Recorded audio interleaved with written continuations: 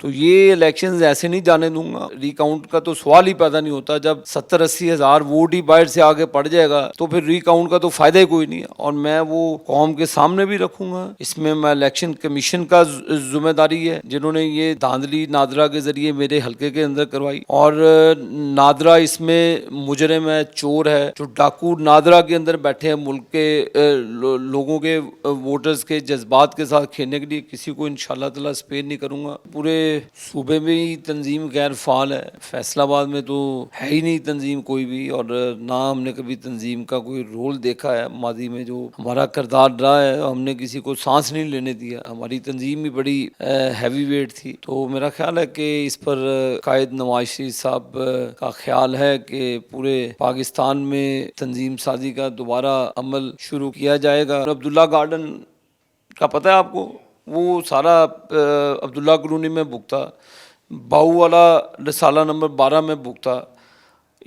ہزاروں لوگ 70-80 ہزار ووٹ سے جب وہ سٹارٹ کر کے سب سے بڑے فراڈیے تو یہ لوگ ہیں تاریخ میں کہ کیا پدی کا شوربہ بھی مقابلہ کر کے ہرائے نا. یہ 2 نمبری سے 2018 میں بھی زیادتی کی گئی میرے حلقے کے ساتھ. ابھی بھی وہ سارا ریکارڈ ہم نے اکٹھا کیا ہے, اور انشاءاللہ اگلے 2 دنوں کے اندر میں پٹیشن فائل کروں گا. میرے پاس ڈاکیومنٹس ہیں کہ نہ لوگ رہائشی ہیں, یہ ووٹر کیسے بن گئے ادھر کے. جو یہاں کے لوگوں نے مجھے ووٹ ڈالنا تھا, جو پچھلی 3 دہائیوں سے وہ ڈالتے آ رہے ہیں میرے خاندان کو ووٹ. ایک خاندان کے والد کا ووٹ ادھر ہے, عورتوں کا ووٹ اٹھا کے اس کا کئی تاندلے والے پھینک دیا, کسی کا شور کوٹ پھینک دیا. تو یہ الیکشنز ایسے نہیں جانے دوں گا, اور اس کو میں بالکل ریکاؤنٹ کا تو سوال ہی پیدا نہیں ہوتا. جب 70-80 ہزار ووٹ ہی باہر سے آگے پڑ جائے گا تو پھر ریکاؤنٹ کا تو فائدہ ہی کوئی نہیں ہے. اور میں وہ قوم کے سامنے بھی رکھوں گا. اس میں الیکشن کمیشن کا ذمہ داری ہے جنہوں نے یہ دھاندلی نادرا کے ذریعے میرے حلقے کے اندر کروائی. اور نادرا اس میں مجرم ہے, چور ہے. جو ڈاکو نادرا کے اندر بیٹھے ہیں ملک کے لوگوں کے ووٹرز کے جذبات کے ساتھ کھیلنے کے لیے, کسی کو انشاءاللہ تعالیٰ اسپیئر نہیں کروں گا. اور اس حلقے کا رائٹ ہے وہ لوگوں کے سامنے رکھیں گے کہ یہ 2 نمبر طریقے سے الیکشن ہوا, یہ جعلی الیکشن ہوا. کہ آپ نے مردم شماری کی, آپ کے نادرا کے ریکارڈ میں ان کی رہائش موجود نہیں ہے, ووٹ کیسے پڑ گئے.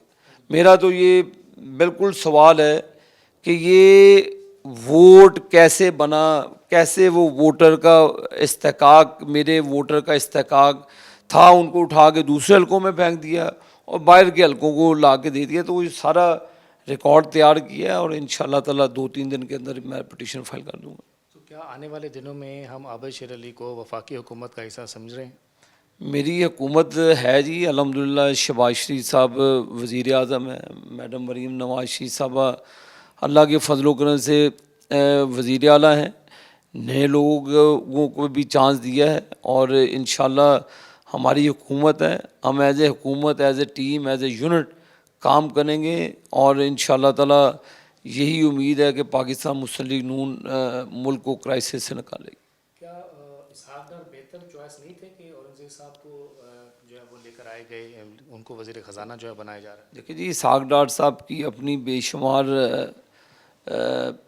کاوشیں ہیں پاکستان کو اس وقت سٹیٹس دلانا. میاں نواز شریف صاحب کے دور میں انہوں نے بڑی اچھی پرفارمنس کی. پاکستان کو ہمیشہ اسحاق ڈار صاحب نے کرائسس سے نکالا. جب انہوں کی موجودگی میں نواز شریف صاحب کی قیادت میں IMF کو گڈ بائی کہا, لیکن پھر ایسی وجوہات بنی عمران خان کی حکومت کے بعد جو تسلسل ایک مرتبہ ٹوٹا پاکستان کی گروتھ کا, پاکستان کی بزنس کمیونٹی کا جو کانفیڈنس شیک ہوا. تو میں سمجھتا ہوں کہ اسحاق ڈار صاحب بہت اچھے وزیر خزانہ تھے. انہوں نے بڑی خدمات ملک کے لیے اپنی پیش کی ہیں. میں ان کو خراج تحسین پیش کرتا ہوں. اگین یہ پارٹی کا فیصلہ ہے, اور اورنگزیب صاحب بھی آئے ہیں, تو دعا ہے کہ اللہ تعالیٰ پاکستان کو کرائسس سے نکالے. محمد اورنگزیب صاحب لگتا ہے آپ کو کرائسس سے نکال لیں گے؟ دیکھیں جی, ہم نے ایز اے ٹیم نکالنا ہے, اور ہمارے بڑے IMF کی جو کنڈیشنز ہیں. میاں نواز شریف صاحب نے بھی اس پر بڑے سیریس کنسرنز شو کیے ہیں اور بڑی سخت شرائط ہیں.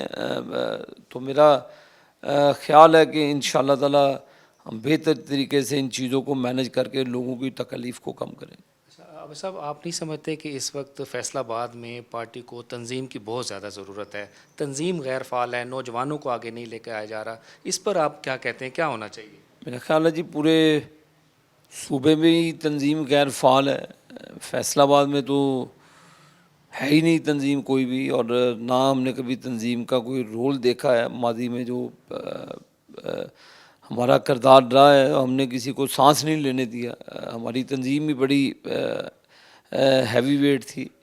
تو میرا خیال ہے کہ اس پر قائد نواز شریف صاحب کا خیال ہے کہ پورے پاکستان میں تنظیم سازی کا دوبارہ عمل شروع کیا جائے گا انشاءاللہ رمضان کے بعد، اور تنظیم کو مؤثر بنا کر لوگوں کی خدمت کی جائے گی.